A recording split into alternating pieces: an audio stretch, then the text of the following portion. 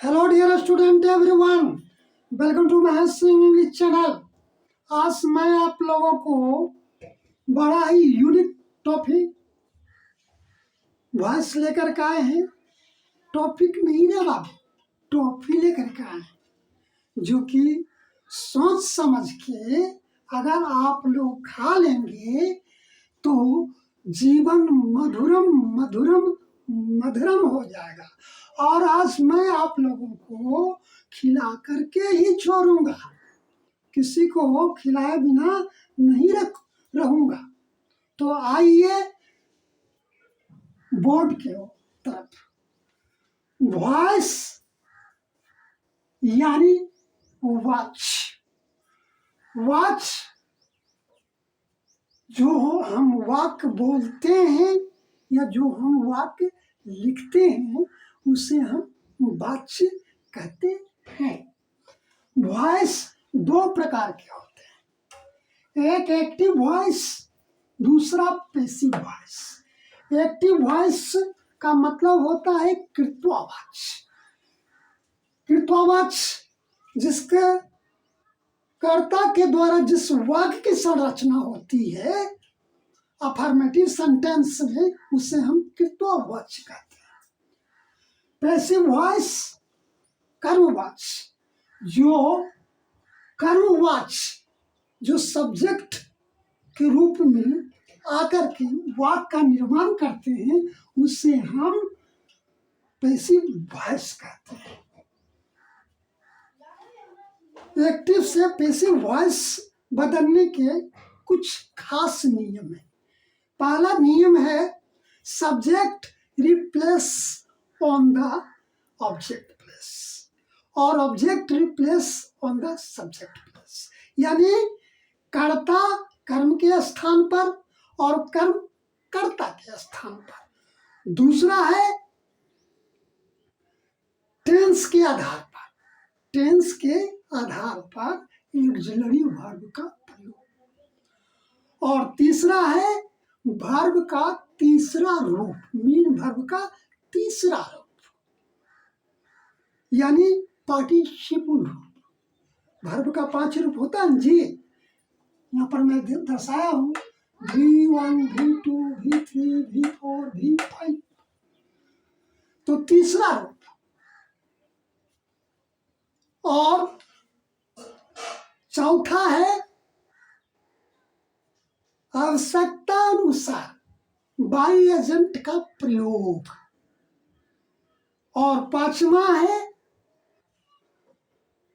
Anybody, somebody, anyone, no one, one, a boy, a girl, people, it is. अगर subject के रूप में रहे तो उसको हटा दिया जाता है।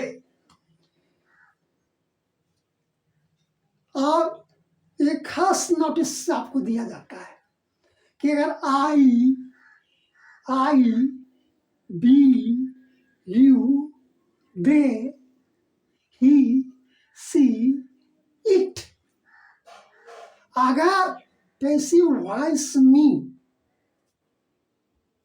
इसकी जरूरत नहीं होती है वाक्य को पूरा करने में, तो इसे हटा दिया जाता है। अब आइए अगर आप देखिए एक्टिव फॉर्म, एक्टिव फॉर्म में सब्जेक्ट, एक्टिव फॉर्म में सब्जेक्ट और वर्ब, सब्जेक्ट एक्टिव फॉर्म में subject plus V1, V2, V3, V4, V5 कोई भी वर्ब आ सकता है प्लस ऑब्जेक्ट। पैसिव फॉर्म में सब्जेक्ट प्लस एबी यानी ऑक्सिलरी वर्ब प्लस बीइंग या being plus V3 by agent plus object. अब आइए सब्जेक्ट चेंज इनटू ऑब्जेक्ट। कौन सब्जेक्ट यानी नोमेटिक केस प्रोनाउन के अंतर्गत सब्जेक्ट अगर करता यानी आई सब्जेक्ट में है तो सब्जेक्ट चेंज इनटू ऑब्जेक्ट। पहला मैंने रूल बताया था। तो आई अगर सब्जेक्ट में है तो अगर ऑब्जेक्ट के स्थान पर जाएगा तो मी होगा, अगर मी ऑब्जेक्ट है और सब्जेक्ट के स्थान पर जाएगा तो आई होगा। बी अगर सब्जेक्ट है और ऑब्जेक्ट के स्थान पर जाएगा तो अस होगा, और ऑब्जेक्ट सब्जेक्ट के स्थान पर जाएगा तो बी होगा। यू सब्जेक्ट के स्थान पर जाएगा या यू ऑब्जेक्ट के स्थान पर जाएगा तो समान अवस्था में रहता है। ही सब्जेक्ट है तो ऑब्जेक्ट के स्थान पर जाएगा तो हिम होगा, और हिम अगर ऑब्जेक्ट है और सब्जेक्ट के स्थान पर जाएगा तो ही होगा। अगर सी ऑब्जेक्ट है, सी सब्जेक्ट है, अगर ऑब्जेक्ट के स्थान पर जाएगा तो हर होगा, और हर अगर ऑब्जेक्ट है और सब्जेक्ट के स्थान पर जाएगा तो सी होगा। ईट सब्जेक्ट है और ऑब्जेक्ट के स्थान पर जाएगा तो समांतर होगा, यानी दोनों समान रूप से, उसमें कोई चिन्ह नहीं होगा। दे अगर सब्जेक्ट है और ऑब्जेक्ट के स्थान पर जाता है तो देम होता है, और देम ऑब्जेक्ट है और सब्जेक्ट के स्थान पर जाता है तो दे होता है। अब आइए आपको टेंस की ओर ले चलते हैं। हम टेंस 3 प्रकार के होते हैं, प्रेजेंट टेंस, पास्ट टेंस और फ्यूचर टेंस। और प्रेजेंट टेंस को भी 4 बेटा, और पास्ट टेंस को भी 4 बेटा, और फ्यूचर टेंस को भी 4 बेटा। लेकिन वॉइस बनाने, एक्टिव से पैसिव वॉइस बनाने में प्रेजेंट टेंस का 3 ही बेटा के बारे में पढ़ाया जाता है, 3 ही बेटा के बारे में दिखाया गया है, यानी इसकी यूज किया जाता है। और पास्ट टेंस में भी, यानी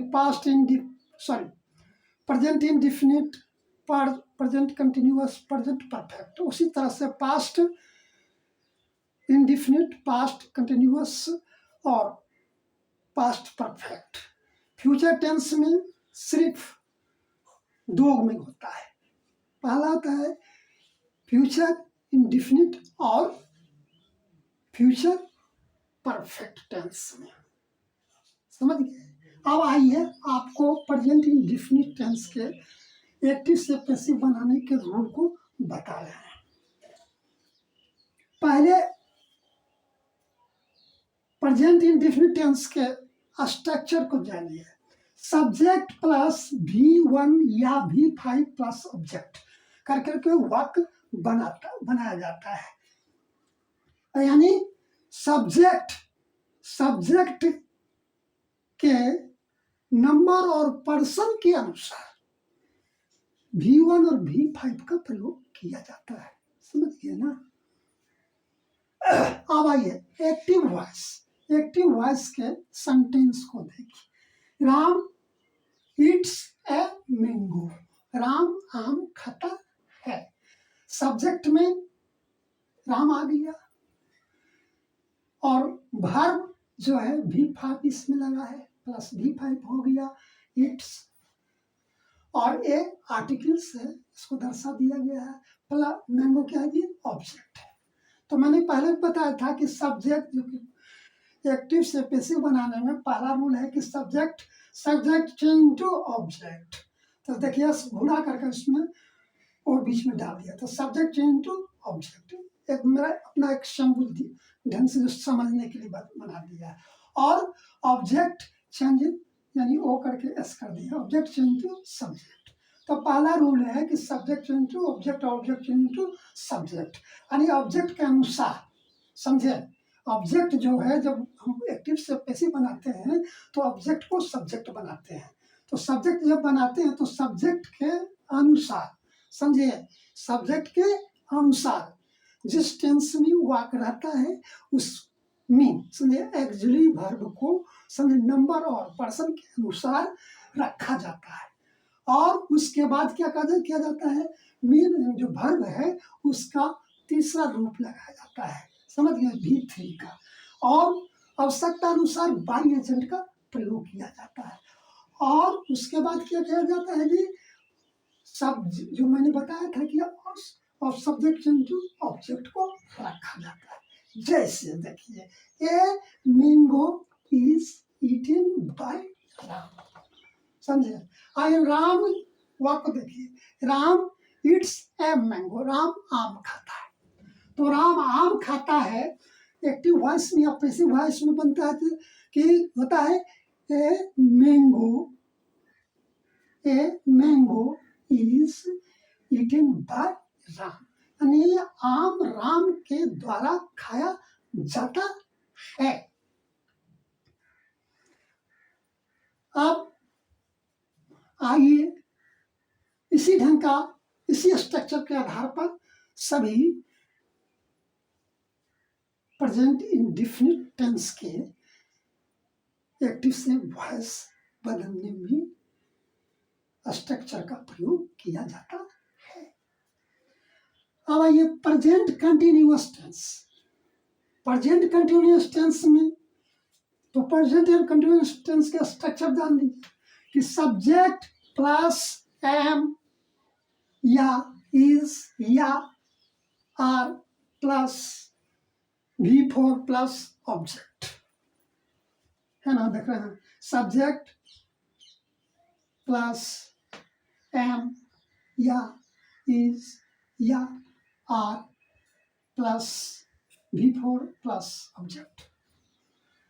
इसका एक्टिव वॉइस में देखिए, दे आर प्लेइंग चेस, वे लोग शतरंज खेल रहे हैं। दे सब्जेक्ट हो गया, आर ए भी हो गया, एक्सिलरी वर्ब हो गया, प्लेइंग क्या हो गया जी, वर्ब का चौथा रूप हो गया, और चेस क्या आ गया जी, ऑब्जेक्ट हो गया। तो पहले ही बता दिए हैं कि object subject change to object और ऑब्जेक्ट चेंज टू सब्जेक्ट। तो पहले क्या करेंगे, ऑब्जेक्ट को सब्जेक्ट बनाएंगे, तो ऑब्जेक्ट चेंज टू सब्जेक्ट। इसका देखिए हम सिंबल दिए हुए हैं, ओ करके उसमें बीच में एस डाल दिया है समझने के लिए, प्लस भी ये भी प्लस ये भी मैंने एक्सिलरी वर्ब, यानी ये सब्जेक्ट के अनुसार, सब्जेक्ट के अनुसार समझे नंबर और पर्सन, सब्जेक्ट के नंबर और सब्जेक्ट के नंबर और पर्सन के अनुसार एक्सिलरी वर्ब को रखा जाता है। प्लस क्या किया जाता है, रहा रही की जगह पर क्या होता था जी, आईएनजी की जगह पर बीन का प्रयोग किया जाता है, और वर्ब का तीसरा रूप प्लस तीसरा रूप लगाया जाता है। प्लस बाई एजेंट को रखा जाता है, और उसके बाद सब्जेक्ट टू ऑब्जेक्ट कर दिया जाता है। इस तरह से वर्क को पूरा किया जाता है। जैसे अब देखिए, चेस, चेस ये सब ऑब्जेक्ट था जो सब्जेक्ट रूप का धरेगा, चेस इज, ये देखिए इससे वर्ड है तो इसमें इजी लग गया, है ना। तो हम बताया था ना आपको कि सब्जेक्ट के नंबर और पर्सन के अनुसार समझे एक्सिलरी वर्ब का प्रयोग किया जाता है, समझ गए ना। अब आइए, रहा रही की जगह पर क्या करती है, बीन रख दिए, और वर्ब 3 का क्या हो गया जी, प्लेड, है ना, प्लेस्ड, और बाई एजेंट की इसमें जरूरत है, समझ गए ना। और आइए अब देखिए, दे आर प्लेइंग क्रिकेट, इसका पैसिव वॉइस हो जाएगा, chess is being placed by them, okay.